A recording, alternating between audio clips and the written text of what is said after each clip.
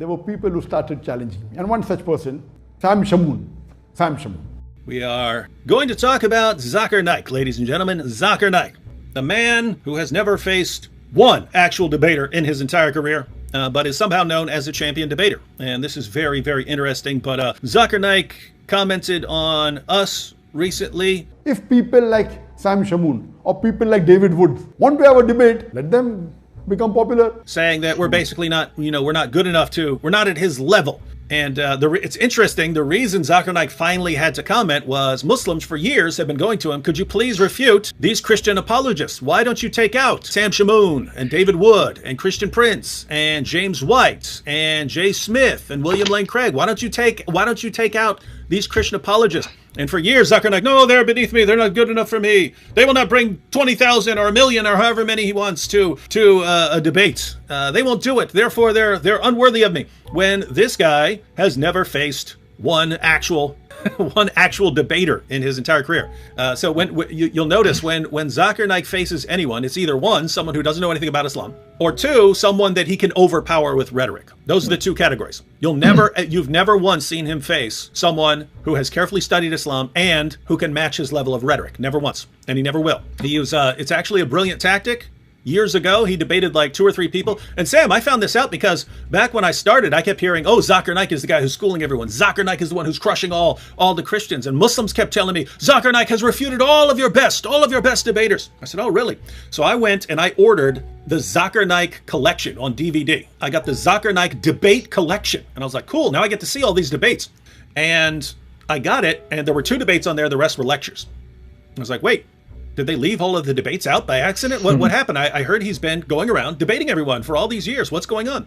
And turns out more like he's debated 2 people way back in the day, and then has never once faced an actual experienced Christian debater, even though everyone's challenged him. And so he's responding and saying, oh, David Wood's trying to get attention. Guys, my claim has never been Zakir Naik needs to debate me. It's just, right. Could he debate one actual debater?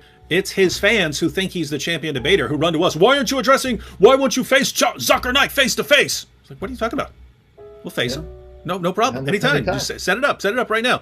And then you finally get the response from him. No, everyone's beneath me. So here's the situation. David and Sam, you're scared to face Zakir Naik. And you ask us, no, we'd be happy to face Zakir Naik. Set it up. And then you ask Zakir Naik, no, they're beneath me. And then the Muslims come back, haha, you're beneath him. So wait a minute, we're running from him, we're scared. And at the same time, we're beneath him, we're not worthy to debate him. And so this is the same level of delusion that we see over and over again. In fact, we're going to see it in these video clips that we're watching, where once again, Zakir Naik is going to show that Muhammad is mentioned in the Bible that's been corrupted and that you can't trust. Remember that from yesterday, guys? Can I share another true story with that? Yeah. No, and you guys, contact Sabeel Ahmed. Sabeel Ahmed, I consider him a friend. He also works with Eddie of the Dean Show. If he's going to lie, he'll answer to the Lord, because he was there. Folks, I actually had a mini debate with Zakir Naik in a library at Skokie Library. Before Zakir Naik debated William Campbell, we had a meeting at Skokie Library in a small room that they rented on the Deity of Christ. Remember, at that time, I wasn't as known.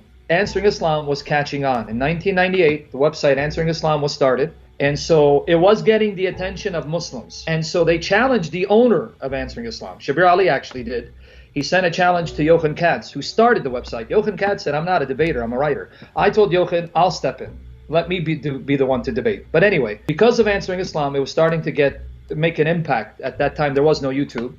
Zakir Naik, Sabeel Ahmed, and I believe Ayub was there. It's been a while, but I know Sabeel was there because he recorded it. We were in a small room. It was the Deity of Christ. And I nailed him on Surah 57, verse 3, and Revelation 1:17, 18. It even go beyond that. Now, let me explain why that's relevant. In chapter 57, verse 3, one of the names of Allah is that He's the first and the last. So I went to Revelation 1:17, 18. I said, Jesus, and I read it. I go, John says, when I saw him, I fell at his feet as though dead. He placed his right hand upon me and said, do not be afraid. I am the first and last. I am the living one. I was dead, and behold, I live forevermore. I go, here, Jesus says He's the first and last. He died and came to life. Why is Jesus claiming to be the first last when your Quran says only God alone, Allah is the first last? You know what his argument was? Well, first last can mean different things. And yeah, you can call someone first last, and it doesn't have to have the same meaning as it does for Allah. I said, prove it. Show me where the Quran made the qualification you did. You're basically a Salafi and you believe in what's called, remember this concept, it's called Tawheed al-Asma wa Sifat, the oneness of the names and the attributes of Allah. Those names that are unique to Allah cannot be given to a creature. And so coincidentally, unfortunately I didn't record it, I was stupid. I trusted them. See, that's again my being naive at that time. Sabeel recorded it. He had it recorded. And coincidentally, his recording wasn't too good. The sound wasn't good. So when he sent me a copy, it was basically unbearable to listen. So here they are in a room where I schooled Naik, and supposedly they're going to record it. But when they sent me the copy, it was so bad you couldn't do anything with it. And so now that mini debate where he got schooled by me, glory to Jesus, is something that's only known between me, Naik, Sabeel Ahmed, and the others there, and the Lord Jesus. Because they're going to deny it. And if they're going to deny it, I'll be in their face and saying, you're lying, which actually convinces me why I need to go after Muhammad, because you have no integrity. So I basically did school Naik on the deity of Christ in a private room in Skokie Library. Fortunately, though, Zakir Naik can always come back for a debate with Sam anytime, on stage, on camera. It's very easy. Doesn't have to leave his home. Can do it right now on the internet, right? Anytime. No problem. We're the ones inviting these guys. And Sam has basically issued the challenge to everyone to debate whether the Bible teaches the Trinity, whether the Quran teaches Tawheed, and what the Quran says about the Bible. Those are open challenges. That's right. To Mohammed Hijab, Ali Dawah, Adnan Rashid, Zakir Naik, Shabir Ali, all of them. Yep. Basically, Zakir Naik is good at one thing. When he was younger, he memorized tons of references, right? He memorized tons of references. So he's good at firing off references. Other than that, his arguments, the things he says are the stupidest things anyone could possibly say. Sam Shamoun has an even greater reference recall than Zakir Naik, but Sam Shamoun makes devastating arguments, and I believe Sam Shamoun would crush any of these guys or all of them at once, right? In other words, if you put Zakir Naik and Shabir Ali and Mohammed Hijab and 10 others on stage, I believe Sam would crush all of them at the same time.